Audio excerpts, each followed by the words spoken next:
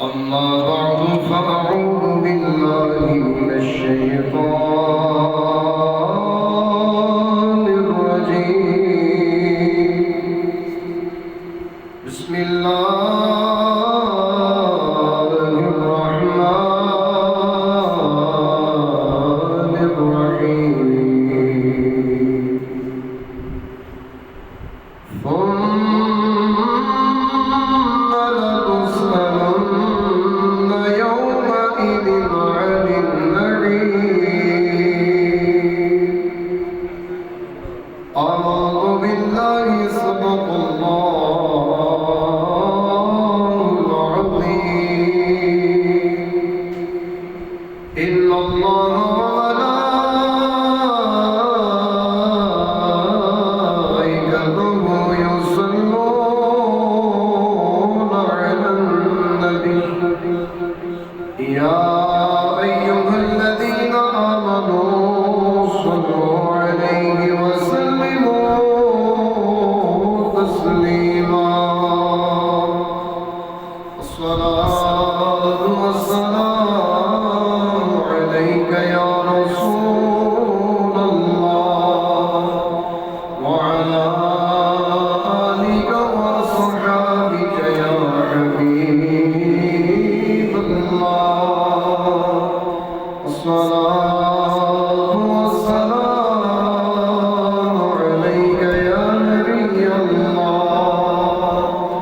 وعلى آلك وصحابك يا رحمة للعالمين.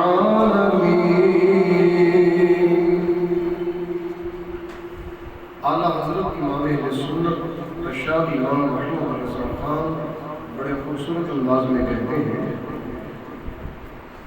رخ دن ہے یا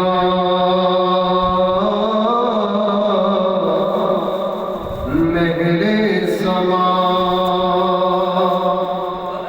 یہ بھی نہیں وہ بھی نہیں، شد زلف یا مشک خدا،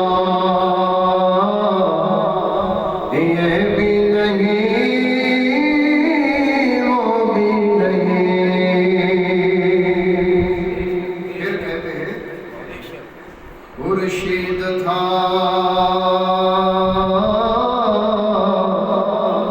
کس زور پر، کیا بڑھ کے چمکا تھا کمر. خورشید سورج، کمر چاند.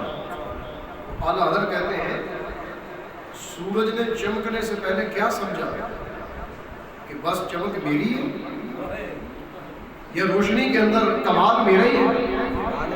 رات آئی تو چاند چمکا تو اس نے کیا سمجھا کہ کیا حسن میرے اندر ہی ہے. کہتے ہیں سنو، چاند بھی ٹھیک ہے اپنی جگہ پر حسن والا ہے، سورج اس سے بھی زیادہ چمک والا ہے، لیکن خورشید تھا کس زور پر، کیا بڑھ کے چمکا تھا کمر. بے پردہ جب وہ رخ ہوا، وہ رخ میرے آقا کا. کہتے ہیں بے پردہ جب وہ رخ ہوا، یہ بھی نہیں وہ بھی نہیں. کہتے ہیں کہ جب میرے آقا نے اپنا جلوہ دکھایا نا تو سورج کہتا نا اب میری بھی کوئی اوقات نہیں. چاند کہتا نا اب میری بھی کوئی اوقات نہیں. اور حضرت جابر رضی اللہ عنہ کہتے ہیں کہ میں نے چاندنی رات میں نبی پاک علیہ السلام کو دیکھا اور حضور کے اوپر سرخ داری دار والا ایک جبہ تھا، اور ادھر سرخ داری دار والا جبہ ہے، ادھر میرے آقا کا چہرہ ہے، اور ادھر چاند بھی جگمگا رہا ہے. کہتے میں ایک نظر چاند 95 ڈالتا ہوں، ایک نظر نبی پاک کے چہرے پر. فیصلہ یہ کیا چاند پر دھبے ہیں لیکن مصطفیٰ کا چہرہ صاف ہے. بے پردہ جب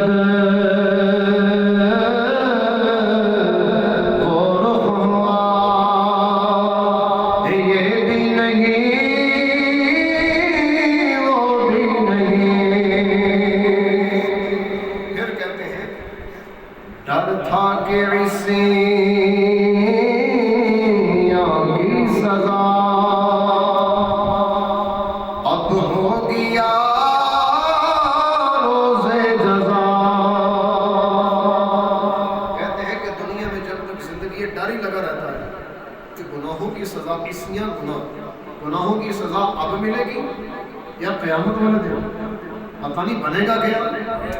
کہتے ہیں اسی خوف اور امید کے درمیان ایک امید کی کرن چمکتی ہے. وہ کیا تھی ان کی رحمت میں صدا یہ بھی نہیں وہ بھی نہیں. یہ میرے آقا کی رحمت ہے کہ دنیا میں میرے آقا کے ہو کر زندگی گزارو، نہ دنیا کا ڈر ہے نہ قیامت کا ڈر ہے. اللہ تعالیٰ کی حمد و ثنا اور اس کے پیارے حبیب علیہ الصلوۃ والسلام کی بارگاہ میں ہدیۃ درود و سلام عرض کرنے کے بعد اللہ جل شانہ کی بارگاہ میں التجا ہے خالق کائنات ہمارا مل بیٹھنا اپنی بارگاہ میں قبول فرمائے. ایک آیت مقدسہ آپ کے سامنے پڑھی اللہ جل شانہ نے، اس کے اندر علم اعلان کہا ثم لتسألن یومئذ عن النعیم، پھر ضرور قیامت والے دن تم سے ہر نعمت کے بارے میں سوال کیا جائے گا. ہر نعمت کے بارے میں سوال کیا جائے گا، پوچھا جائے گا ہم نے نعمت عطا کی تو نے کیا قدر کی. کسی کو عہدہ مل جائے تو یہ بھی نعمت ہے، کسی کو سیٹ مل جائے تو یہ بھی نعمت ہے. لیکن اس کا مطلب یہ نہیں کہ سیٹ ملے تو ظلم پہ اتر آؤ، زیادتی پہ اتر آؤ. اگر تمہیں صاحب ثروت بنا دیا جائے تو یہ نہ سمجھو دنیا میں پیدا صرف میں ہی ہوا اور میں جو مرضی کرتا چلا جاؤں مجھے کوئی پوچھنے والا نہیں. تو جس نے تجھے صاحب ثروت بنایا وہ آج بھی پوچھ سکتا ہے، قیامت والے دن بھی پوچھ سکتا ہے. اپنے رب کو نہیں بھولنا، ورنہ دنیا کا مال، دنیا کی وجاہت، دنیا کی شہرت اور یہ دنیا کی سیٹیں بندے کو اوقات بھلا دیتی ہیں. بندہ اپنی اوقات سے گر جاتا ہے. لیکن جس کے دل میں خوف خدا ہو وہ دنیا کے جس کونے میں بھی ہو کبھی اوقات نہیں بھولتا بلکہ اپنے رب کے خوف سے زندگی گزارتا ہے. اپنے رب کے خوف سے. اور خوف کہاں سے آئے گا؟ علم سے، قرآن سیکھنے سے، حدیث مصطفیٰ پڑھنے سے. اور یہ ضرورت ایک ریڑھی والے کو بھی ہے اور ایک وقت کے بادشاہ کو بھی ہے. قرآن کے بغیر بادشاہ کا بھی چارہ نہیں، قرآن کے بغیر ایک قاضی جج کا بھی گزارا نہیں، اور قرآن کے بغیر ایک ریڑھی والے کا بھی گزارا نہیں. امیری کے اندر زندگی کیسے گزارنی ہے اور غریبی کے اندر زندگی کیسے گزارنی ہے یہ تمہیں قرآن سکھائے گا. قرآن کے اندر ہر طرح کی رہنمائی. اگر تمہیں سیٹیں مل جائیں، دنیا کا عہدہ مل جائے، اس کو سنبھالنا کیسے ہے کون سکھائے گا؟ قرآن سکھائے گا کہ اس پر بیٹھ کر ظلم نہیں کرنا، سود کو بند کرنا، رشوت کا لین دین بند کرنا، اور جہاں قریانی فحاشی علل اعلان ہو اس کا بائیکاٹ کرنا. کیوں؟ سیٹ ہے، عہدہ ہے، میرے پاس ڈنڈے کی طاقت ہے اور میں اپنے آرڈر کے زور پر یہ سب کام کر سکتا ہوں.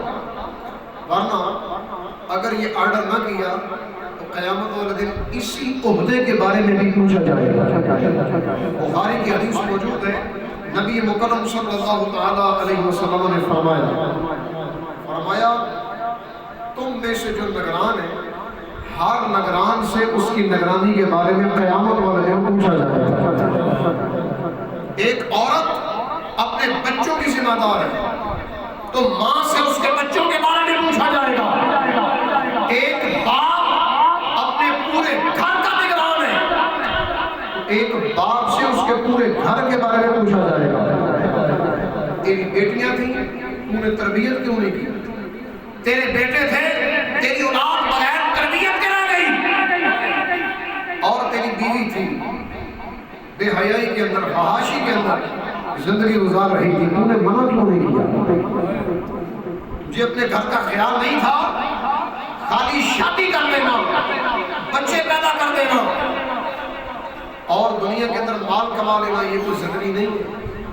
زندگی یہ ہے کہ جو کچھ بھی رب نے دیا ہے بندہ اسی کے نام پر اپنی زندگی گزار دے۔ اس کے لیے میرے آقا علیہ السلام کی زندگی لاجواب ہے، بے مثل و بے مثال ہے۔ حضرت صدیق اکبر رضی اللہ تعالیٰ عنہ ایک دن نبی پاک صلی اللہ تعالیٰ علیہ وسلم کی بارگاہ میں آئے، رستے میں آ رہے تھے تو فاروق اعظم مل گئے۔ کہا جی آپ کہاں جا رہے ہیں؟ کہا جی میں بھی حضور کے پاس ہی جا رہا ہوں۔ کہنے لگے کیوں؟ کہتے ہیں وجہ یہ ہے آنا جو مجھے بھوک لگی، گھر میں کھانے کے لیے کچھ نہیں، تو بھوک لگی ہے، سوچا بھوک اگر مٹانی ہے تو پھر یہ بھی مصطفیٰ کے پاس، اور کسی در پر ہمیں جانے کی ضرورت نہیں، جب مصطفیٰ ہے تو ہمارے پاس سب کچھ ہے، حضور جانے ان کا کام جانے۔ صدیق اکبر کہتے ہیں میرا بھی معاملہ ایسا ہی، میں بھی اپنے گھر سے نکلا بھوک کی وجہ سے، تو آؤ دونوں چلتے ہیں حضور کے پاس۔ کہتے ہیں کہ جا رہے تھے، رستے میں نبی پاک صلی اللہ تعالیٰ علیہ وسلم مل گئے، اور ہم جب حضور کی طرف جا رہے تھے تو نبی پاک صلی اللہ تعالیٰ علیہ وسلم ہماری طرف آ رہے تھے، اور ہم نے پوچھا حضور آپ کہاں جا رہے ہیں؟ تو کہا بس تم کدھر آئے ہو؟ کہنے لگے جی ہمیں تو بھوک لگی ہے، ہم تو آپ کے پاس آئے تھے۔ نبی پاک علیہ السلام نے فرمایا بس جس بات نے تمہیں گھر سے نکالا آج مجھے بھی اسی بات نے گھر سے نکالا۔ کیا میرے آقا کے پاس کوئی کمی ہے؟ دو جہاں کی نعمتیں ہیں ان کے خالی ہاتھ ہیں۔ مصلی امامت پر کھڑے ہو تو جنت کا نظارہ کرتے ہیں، چاہیں تو دور کے گوشے توڑ کر دنیا والوں کو دے دیں، ہر طرح کی نعمتیں ہیں، لیکن میرے آقا علیہ السلام نے دنیا داری کے اندر مال کو پسند نہیں کیا، دنیا کی عزت، شہرت، مرتبے، اس طرح کو پسند نہیں کیا۔ نبی پاک علیہ السلام نے عاجزی، انکساری، دنیا سے لا تعلقی، اس کو پسند کیا، دنیا سے محبت کی نہیں، دل لگایا ہی نہیں، اور جب دل نہیں لگایا تو کہتے ہیں آؤ چلتے ہیں۔ ایک صحابی کے گھر میں، ایک صحابی کے گھر میں پہنچ گئے تو وہاں ان کی بیوی تھی، وہ کہتی ہے مرحباً و اہلاً، اے آنے والے مرحبا، خوش آمدید۔ وقال لها رسول اللہ، نبی پاک علیہ السلام نے اس عورت سے کہا این فلان، فلاں صحابی کدھر ہے؟ تو آگے سے کہنے لگی یستضعب لنا من الماء، ہمیں پانی چاہیے تھا تو وہ پانی لینے کے لیے گئے ہیں۔ ابھی آ جاتے ہیں اس جاء الانصاری، جب کہ تھوڑی دیر کے بعد فوراً وہ انصاری صحابی تشریف لے آئے۔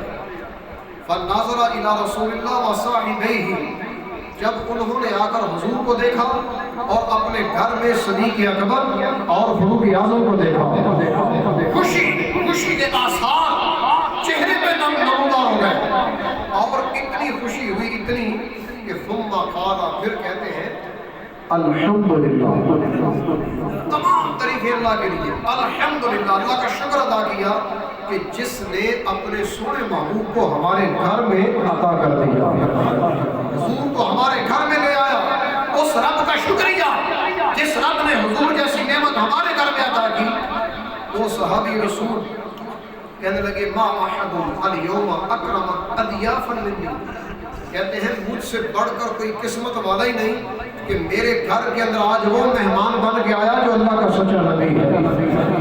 میرے گھر کے اندر آج اللہ کا سونا نبی مہمان بن کر تشریف لے آئے. مجھ سے بڑھ کر کوئی عزت والا نہیں, مجھ سے بڑھ کر کوئی کرم والا نہیں. صحابی رسول فرماتے ہیں فانطلقا چلے گئے اور ایک پیالہ لیا, اس کے اندر کچھ چیزیں ڈالی کھانے پینے والی, ان کے اندر کھجور پکی ہوئی اور آدھی پکی آدھی کچی, اس طرح کی کھجوریں بھی موجود تھیں. لے کر آئے اور ساتھ ایک بکری کو پکڑا کہ اس کو ذبح کروں گا, اس کا کھانا بنا کر پیش کروں گا. لیکن میرے آقا نے اس وقت فرمایا ایاک والحلوب, فرمایا دودھ والی سے بچنا, دودھ والی ذبح نہیں کرنی, وہ بعد میں بھی فائدہ دے گی. یہ ہے میرے آقا علیہ السلام کا اپنے امتی کا خیال. یہ ہے پوری دنیا کے بادشاہ اللہ کے نائب نبی پاک علیہ السلام کی کیفیت کہ جس کے گھر میں مہمان بن کر گئے میرے آقا نے اس اپنے امتی کا بھی خیال رکھا. کیا ہماری ذمہ داری نہیں بنتی کہ ہم بھی ایک ایک مسلمان کا خیال کریں؟ اگر کوئی اپنا عزیز ہے اس کا بھی خیال کیا جائے.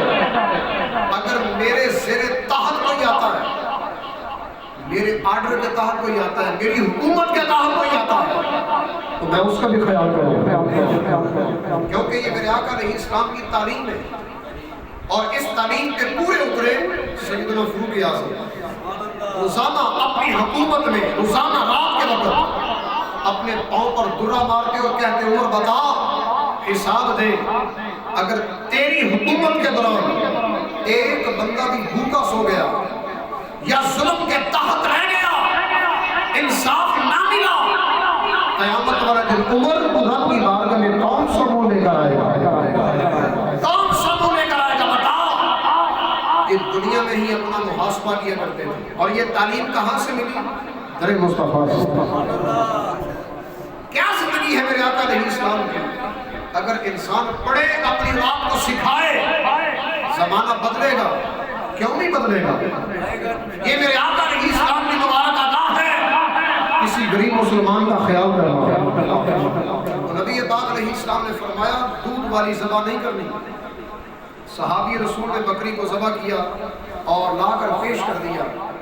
کھانا کھا کر جب فارغ ہوئے تو نبی پاک نے صدیق اکبر اور فاروق اعظم سے گلا کیا فرمایا؟ سنو, نبی پاک فرماتے ہیں والذی نفسی بیدہ لتسألن عن نعیم ھذا یوم القیامہ. فرمایا او میرے ساتھیوں سنو, اس ذات کی قسم جس کے قبضے میں محمد کی جان ہے, قیامت والے دن تم سے ان نعمتوں کے بارے میں لازمی پوچھا جائے گا. جب کھانا کھایا نا پیٹ بھر کر, اس کے بارے میں بھی تم سے پوچھا جائے گا. کیوں؟ اخرجکم من بیوتکم الجوع ثم لم ترجعوا حتی اصابکم ھذا النعیم. حضور فرماتے ہیں تم جب گھر سے نکلے تھے, یاد کرو جب گھر سے نکلے تھے تو بھوکے تھے, ابھی گھر میں واپس نہیں گئے کہ اللہ تعالیٰ نے تمہارے پیٹ کی بھوک کو دور کر دیا. کتنا عظیم رب ہے وہ جو پیٹ بھر کر کھانا دیتا ہے. کھانا کھلانا بھی اسی کی شان ہے, کھانا لینا بھی اسی کی شان ہے. لیکن انسان اگر دنیا میں رب کی یاد کے اندر زندگی گزارے تو اللہ تعالیٰ اس کو دنیا میں ذلیل نہیں ہونے دیتا. قرآن کا فیصلہ ہے, سنو. فرمایا یا ایھا الذین آمنوا لا تلہکم اموالکم ولا اولادکم عن ذکر اللہ ومن یفعل ذلک فاولئک هم الخاسرون. یا ایھا الذین آمنوا لا تلہکم اموالکم ولا اولادکم. دو چیزیں نبی اللہ تعالیٰ نے فرمایا اے ایمان والو, تمہاری اولاد اور تمہارا مال دونوں چیزیں اللہ کے ذکر سے تمہیں غافل نہ کریں. ان دونوں چیزوں کی وجہ سے ایمان والو غافل نہیں ہونا. کس سے؟ اللہ کے ذکر سے. مال بھی اللہ کے ذکر اولاد بھی تجھے اللہ کے ذکر سے غافل نہ کرے۔ یہاں میں جملہ دیتا ہوں، اس اولاد کا فائدہ کیا ہے جو بندے کو اللہ کی یاد سے غافل کرے؟ ایسی اولاد لینے کا فائدہ کیا ہے جس کی وجہ سے بندہ اپنے رب کو بھول گیا، قرآن کو نہ بیٹھا اور اپنی اولاد کے پیچھے لگا ہے۔ اور ادھر اس مال کا کیا فائدہ؟ کروڑوں ہے، اربوں ہے، ڈالر میں ہے، پتہ نہیں کتنا ہے، ان گنت ہے، لیکن رب کی یاد سے بندہ خالی ہے۔ قرآن پڑھنا نہیں آتا، سمجھنا نہیں آتا، نماز نہیں آتی، رمضان آ جائے اس کا پتہ نہیں، تراویحیں آ جائیں اس کی معلوم نہیں، حج کرنا ہے حج کا بھی نہیں پتا، سیکھنے کی زحمت بھی نہیں، تو زندگی گزر رہی ہے جہالت میں۔ حتیٰ کہ اگر پوچھا جائے استنجے کا طریقہ کیا ہے، اس کروڑ پتی، لاکھ پتی، یہ دنیا والا پتی، اس کو یہ بھی پتہ نہیں ہوگا استنجے کا طریقہ کیا ہے، صفائی ستھرائی کے معاملات کیا ہے۔ وجہ پیدا ہوا پیسے میں، جوانی آئی پیسے کے اندر، زندگی گزر گئی پیسے کے اندر، علم کی طرف تو توجہ گئی نہیں، علم تو سیکھا نہیں، تو پھر اس دنیا کے مال نے اس بندے کو ہلاکت میں ڈال دیا۔ یہ ہے ہلاکت کہ بندہ مال کے پیچھے لگ گیا، نماز بھول گیا، کاروبار کے پیچھے لگا ہے، نماز کی فکر ہی نہیں، کاروبار کے اندر رات دن گزر رہے ہیں، نماز کی فکر نہیں۔ علماء کا اس بات پر اجماع ہے ان ذکر اللہ سے مراد یہاں نمازیں ہیں، 5 نمازیں، کہ جو بندہ مال کی وجہ سے، اولاد کی وجہ سے نمازوں کو چھوڑ دیتا ہے، فرمایا یہ ہلاکت والا ہے۔ اولئک هم الخاسرون، یہ بندہ خسارے والا ہے، نقصان والا ہے۔ تو اس لیے اپنے رب سے مال بھی اتنا مانگو جتنا اپنے رب سے غافل نہ کرے، اولاد بھی وہ مانگو جو تمہیں اپنے رب سے غافل نہ کر دے، بلکہ اولاد ایسی مانگو جیسے نبیوں نے مانگا۔ حضرت ابراہیم علیہ السلام بڑی عمر ہو گئی، اولاد نہیں تھی، بیوی بھی لاجواب حسین ہے، حضرت بی بی سارہ، اولاد نہیں، کہنے لگے اپنے رب سے یا اللہ اولاد بھی ہونی چاہیے جو ہمارے دسترخوان پر بیٹھے اور ہمارے ساتھ مل کر کھائے، دل کرتا ہے۔ تو جب اتنی بات کہی اور کہا یا اللہ مجھے اولاد عطا کر، اللہ تعالیٰ نے پیارا سا سونا سا بیٹا عطا کیا۔ کیسا؟ حضرت ابراہیم نے مانگا تھا یا اللہ مجھے حلم والا قوت برداشت والا بیٹا دے۔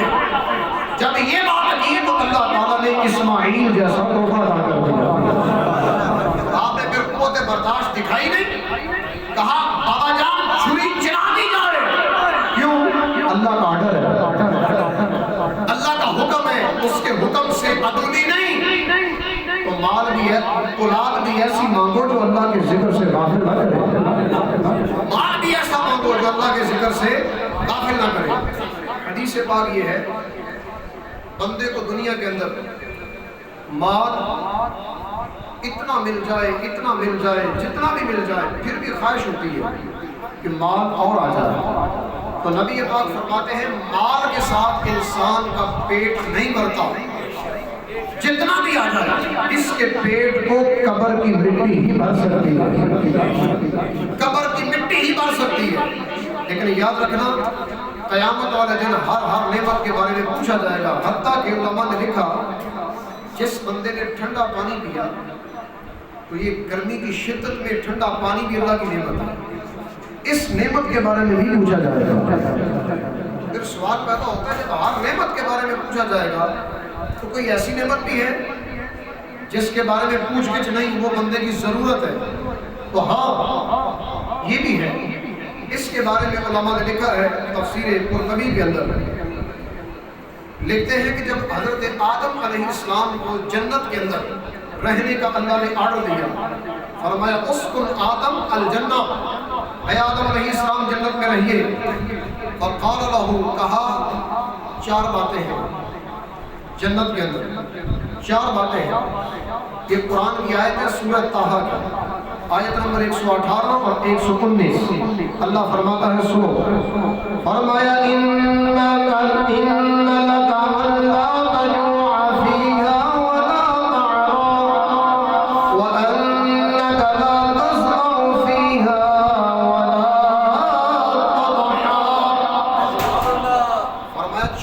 ہیں جنت میں. پہلی بات، جنت میں آپ کو بھوک نہیں لگے گی. پہلی بات، اللہ تجوع، جنت میں بھوک نہیں لگے گی. ولا تعرا، جنت کے اندر آپ برہنہ نہیں ہوں گے، ننگے کپڑوں کے بغیر برہنہ نہیں ہوں گے. کپڑے بھی آپ کے سلامت رہیں گے، بھوک بھی نہیں لگے گی، کپڑے بھی سلامت رہیں گے. فرمایا وَأَنَّكَ لَا تَظْمَأُ، جنت کے اندر پیاس بھی نہیں لگے گی. جنت میں آپ کو پیاس بھی نہیں لگے گی، نہ بھوک کی پرواہ، نہ کپڑوں کی ٹینشن، اور نہ ہی پیاس کی کوئی ٹینشن.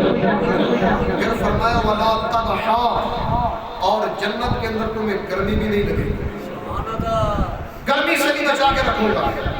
اب چار باتیں اگر جنت میں ہو تو یہ چاروں نہیں، بھوک بھی نہیں ہے، پیاس بھی نہیں ہے، اور گرمی بھی نہیں ہے، اور ساتھ ساتھ بندہ ننگا بھی نہیں ہوگا، کپڑے بھی سلامت رہیں گے. لیکن جب بندہ جنت سے باہر آ گیا دنیا میں تو چاروں چیزیں انسان کی ضرورت بن گئی.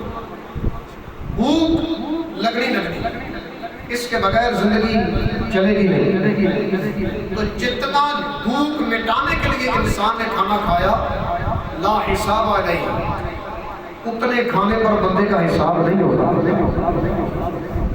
جتنا کھانا بھوک مٹانے کے لیے ہے اتنے کا بندے سے حساب نہیں ہوگا. کیوں؟ یہ دنیا کی ضرورت ہے. اور دوسری بات، جتنا پانی پیا پیاس بجھانے کے لیے اتنے پر بندے کا حساب نہیں ہوگا، کیونکہ یہ بندے کی ضرورت ہے. اور جتنے کپڑے صرف تن ڈھانپنے کے لیے بندے کو مل گئے اتنے کپڑوں پر بندے کا حساب نہیں ہوگا، کیونکہ یہ بندے کی ضرورت ہے. اور اگر ضرورت سے زیادہ ہوا تو پھر پوچھا جائے گا یہ مال کہاں سے آیا، کیسے آیا، حلال طریقے سے یا ناجائز طریقے سے. اور چوتھی بات، بندے کا اپنا گھر جو بندے کو سردی سے بھی بچائے، گرمی سے بھی بچائے، جو ضرورت کا گھر ہے اس کے بارے میں بھی نہیں پوچھا جائے گا. کیوں؟ یہ بندے کی ضرورت ہے. اگر ضرورت سے زیادہ ہوا اب بندے کی پوچھ گچھ ہوگی. اللہ فرمائے گا ثُمَّ لَتُسْأَلُنَّ يَوْمَئِذٍ عَنِ النَّعِيمِ، ہر نعمت کے بارے میں پوچھوں گا. یہ دنیا میں تمہیں عطا کی تھی. اور آخر میں یہ حدیث بیان کر دوں، نبی پاک علیہ السلام نے فرمایا قیامت والے دن بندہ ایک قدم بھی آگے نہیں اٹھا سکے گا جب تک 3 سوالوں کا جواب نہ دے. ان تینوں سوالوں کی تیاری کیجیے. نمبر 1 فرمائے گا جوانی دی تھی کن کاموں میں گزاری، حساب دو. جوانی میں کیا کیا، اللہ کی عبادت یا غفلت، اپنے رب کی نافرمانی یا اس کی اطاعت، اپنے نبی کی سنت میں چلتا رہا یا زندگی سنت مصطفیٰ کے خلاف گزری. اور نوجوان بتا آج تو نے کیا کرنا ہے، ٹک ٹاک بنانا ہے یا گیمیں کھیلنی ہے، یا کہ تو نے کسی کی عورت کی عزت کو خراب کرنا ہے، یا دنیا داری کے اندر فحاشی بیانی کرنے آیا ہے تو، یا جوانی کے اندر تو نے بے نمازی رہنا. نماز اس وقت پڑھنی ہے جب چٹے آ گئے، سفید آ گئے، اس وقت تو آئے گا ہی. مزہ یہ ہے جب بندے کے بال کالے ہوں، فل جوانی ہو، اس وقت رب کی بارگاہ میں آ جائے. ورنہ قیامت والے دن پوچھا جائے گا نوجوان تیری جوانی کس کاموں میں گزری. دوسرا سوال، مال کہاں سے کمایا، کہاں خرچ کیا. جو سود کا کاروبار کرتا ہے سوچ لے، جس نے اپنی زندگی میں انشورنس کا سہارا لیا، سود کا سہارا لیا، سوچ لے جواب کیا دے گا. رشوت کا لین دین ہے، سوچ لے. ناجائز طریقے سے کما رہا ہے اگرچہ لاکھوں ہے، سوچ لے ایک ایک روپے کا حساب کیسے دینا ہے. اور تیسرا سوال بہت ہی اہم، تجھے دنیا میں علم حاصل کرنے کا موقع ملا، علم کیوں نہیں سیکھا، یہ قرآن اور حدیث کیوں نہیں سیکھا. اور میں یہ سمجھتا ہوں اس وقت ہماری تنزلی بربادی ذلتیں صرف اس وجہ سے ہے کہ ہمارے سینوں میں، ہمارے گھروں میں، ہماری اولاد کے سینوں میں قرآن نہیں ہے. قرآن نہیں ہے، قرآن کی سمجھ نہیں ہے، احکام نہیں ہو رہے ہیں، خار ہو رہے ہیں، اور خاری صرف یہی ہے قرآن چھوڑ دیا۔ ہمارے گھر حدیث مصطفیٰ سے خالی ہو گئے، کوئی قرآن پڑھنے والا نظر نہیں آتا، اور گھر تو گھر ہے، اللہ کی مسجد میں کوئی قرآن پڑھنے والا نہیں۔